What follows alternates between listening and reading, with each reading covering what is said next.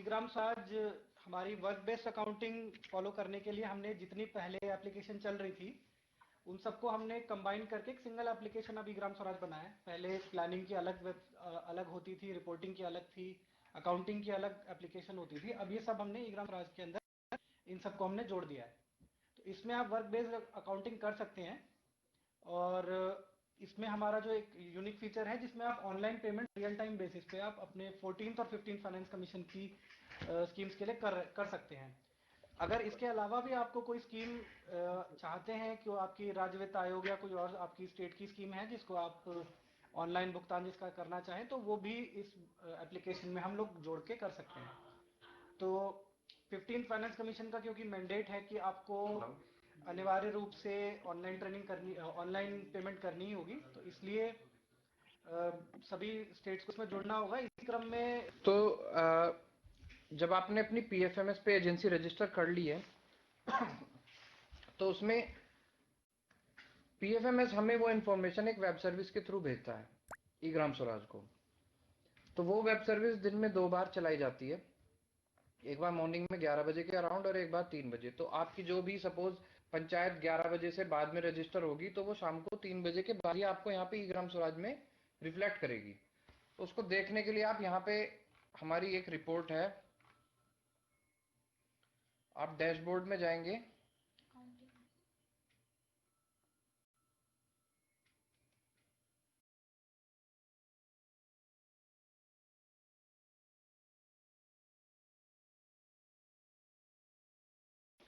ईग्राम स्वराज में, ईग्राम स्वराज ही हमारी वेबसाइट है। इस पर अब अगर आप डैशबोर्ड पे जाएंगे, डैशबोर्ड में यहाँ पर आपको दिखेगा number of PRIs registered on eGram Swaraj and PFMS. जब आप इस पे क्लिक करेंगे तो रिपोर्ट आएगी इस तरह से। इसमें हमने विलेज पंचायत का देख रहे हैं, सेंट्रल स्कीम हमने 15 फाइनेंस कमीशन सेलेक्ट की है। तो आप देखेंगे बिहार के सामने अभी number of panchayat supported from PFMS 0 है। दूसरी किसी स्टेट का हम देखते हैं, जैसे हमने छत्तीसगढ़ का क्लिक किया तो हम यहाँ पे जाके देख सकते हैं कि ब्लॉक पंचायत आएगा पहले, फिर ग्राम पंचायत का नाम आ जाएगा, एलजीडी कोड आ जाएगा और यहाँ ये यूनिक एक एजेंसी कोड है जो पीएफएमएस में आपकी जब ग्राम पंचायत रजिस्टर होती है तो एक यूनिक एजेंसी कोड बनता है, वो हमारे पास पोर्ट हो जाता है। जब आपका यहाँ पर यस लिखा है कि ये यस का मतलब है आपकी पीएफएमएस में रजिस्टर्ड है। अगर कोई ग्राम पंचायत रजिस्टर्ड नहीं होगी तो यहाँ पे नो लिखा होगा, तो आप समझ जाएंगे कि कुछ पोर्टिंग में इशू है। और पोर्टिंग में मेनली इशू होता यही है कि या तो एलजीडी का मिसमैच हो, पीएफएमएस में एलजीडी कोई और हो और ई ग्राम स्वराज में उसकी एलजीडी कोई और हो। उस केस में आपको कांटेक्ट करना होगा पीएफएमएस टीम से और एलजीडी करेक्ट करानी होगी। या फिर दूसरा इशू हो सकता है कि बैंक अकाउंट डिटेल्स आपने पीएफएमएस में जो डाली है वो ई ग्राम स्वराज में ना हो, लेकिन उस केस में पोर्ट तो हो जाती है पंचायत, उसकी डीएससी रजिस्टर्ड नहीं हो पाती। तो अगर आपकी डीएससी सक्सेसफुल आपको रजिस्टर करनी है तो आपको मेक श्योर करना है कि दोनों पीएफएमएस और ई ग्राम स्वराज में बैंक अकाउंट डिटेल्स और एलजीडी डिटेल्स करेक्ट हो। ठीक है, अब हम बात करते हैं कि पूरा प्रोसेस किस तरीके से चलता है। तो सबसे पहले स्टेट एडमिन यूजर को अपनी डीएससी रजिस्टर करनी होती है। स्टेट एडमिन यूजर अपनी लॉगिन करके डीएससी रजिस्टर करेगा, तभी वो डिस्ट्रिक्ट एडमिन या बिलो वाले की किसी की डीएससी अप्रूव कर पाएगा। तो इसमें हम प्रोसेस जो है वो हायर टीयर से लोअर टीयर की तरफ चलता है डीएससी रजिस्ट्रेशन का।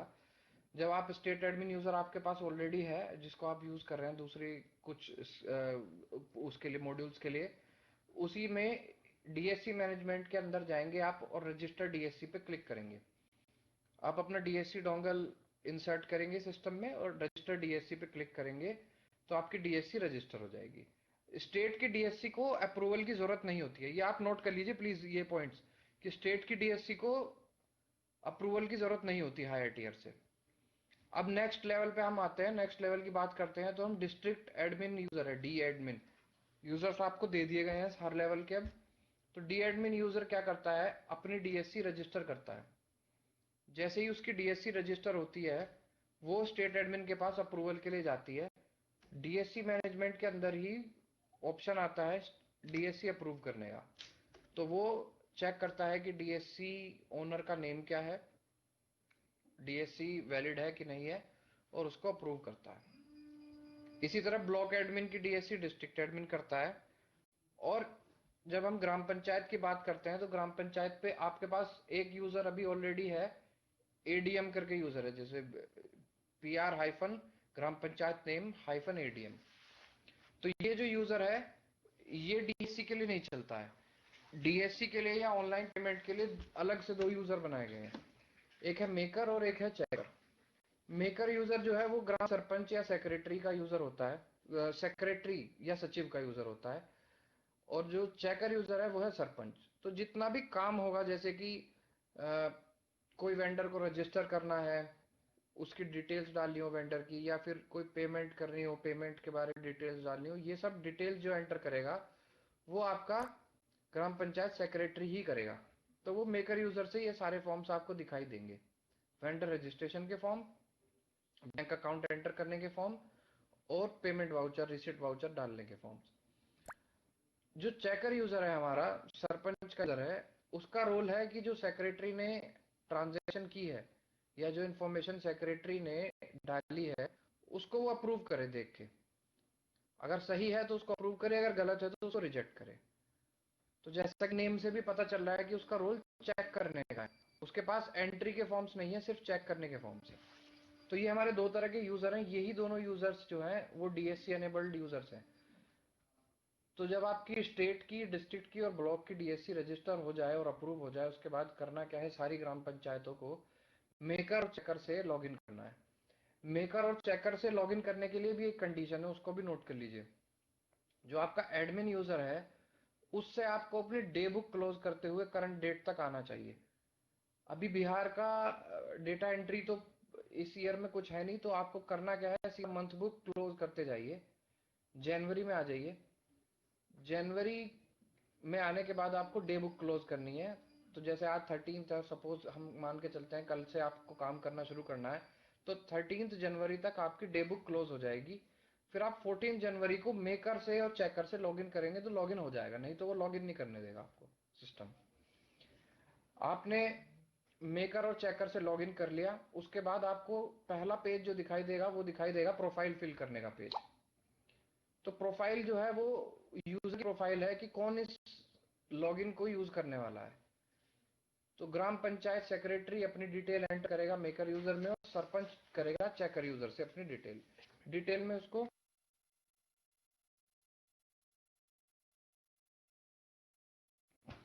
चलिए मैं आपको लॉगिन करके दिखाता हूँ कि प्रोफाइल का पेज दिखता कैसा है। तो एक ग्राम पंचायत हम मेकर यूजर से लॉगिन करते हैं सबसे पहले।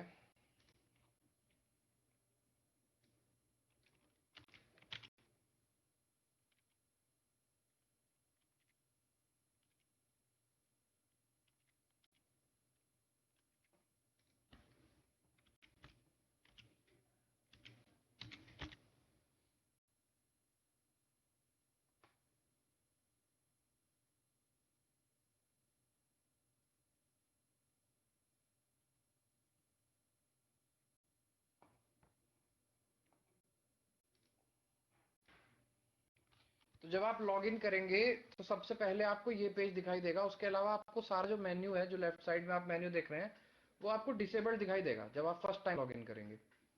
वो इसीलिए कि आप सबसे पहले अपनी प्रोफाइल की इंफॉर्मेशन दे सकें। ये बहुत इंपॉर्टेंट है कि आपकी प्रोफाइल की करेक्ट इंफॉर्मेशन दी जाए। तो नेम आपको एंटर करना है, ऑर्गेनाइजेशन आपको एंटर करना है जैसा आप देख रहे हैं। फिर डेजिग्नेशन आपको एंटर करनी है, मोबाइल नंबर और ईमेल आईडी। ये बहुत जरूरी है कि मोबाइल नंबर और ईमेल आईडी बिल्कुल करेक्ट हो, क्योंकि जैसे ही आप सेव करेंगे या अपडेट करेंगे इसको, तो जो आपने मेंशन किया है ईमेल आईडी और फोन नंबर, मोबाइल नंबर, इस पर एक ओटीपी जाएगा। जब आप उस ओटीपी को एंटर कर देंगे तभी ये प्रोफाइल सेव हो पाएगी। तो करेक्ट डिटेल्स अगर एंटर होंगी तभी आपके पास ओटीपी आएगा, अदरवाइज ओटीपी नहीं आ पाएगा, तो प्रोफाइल ही आपकी रजिस्टर नहीं हो पाएगी।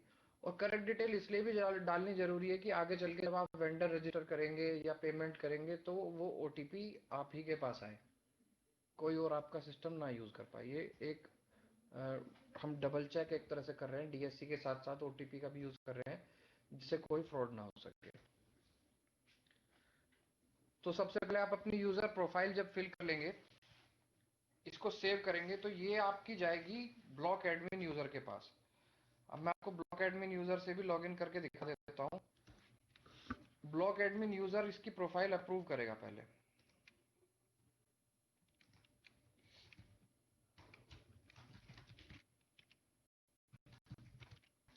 ये जो ब्लॉक एडमिन यूजर है, ये मोस्टली बीडीओज इसको यूज करते हैं, या किसी स्टेट में एडीओ होता है तो एडीओ इनको यूज करते हैं इस लॉगिन को।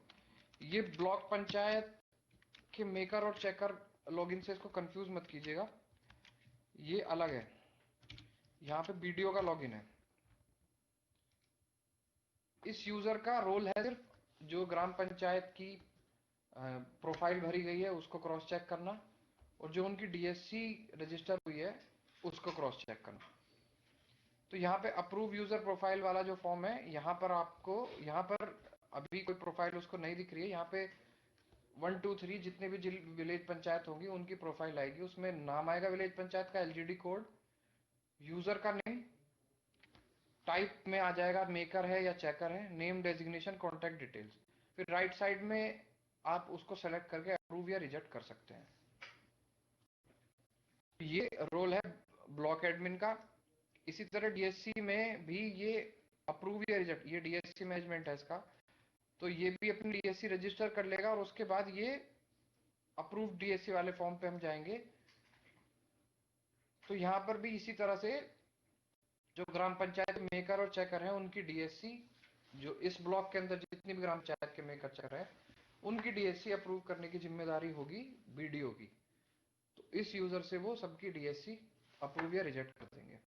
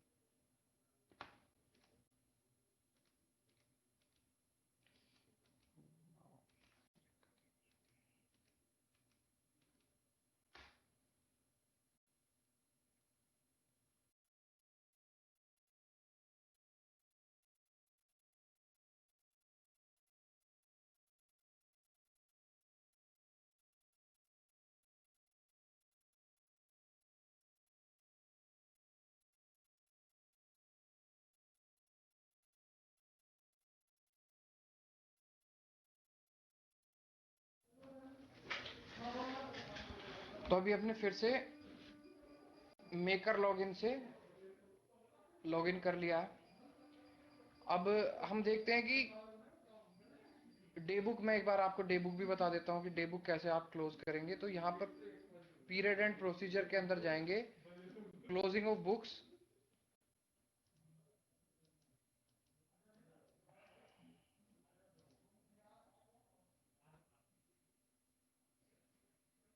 तो यहाँ पे आप देख रहे हैं day book to be closed में लास्ट डे बुक क्लोज उसने मुझे बताया कि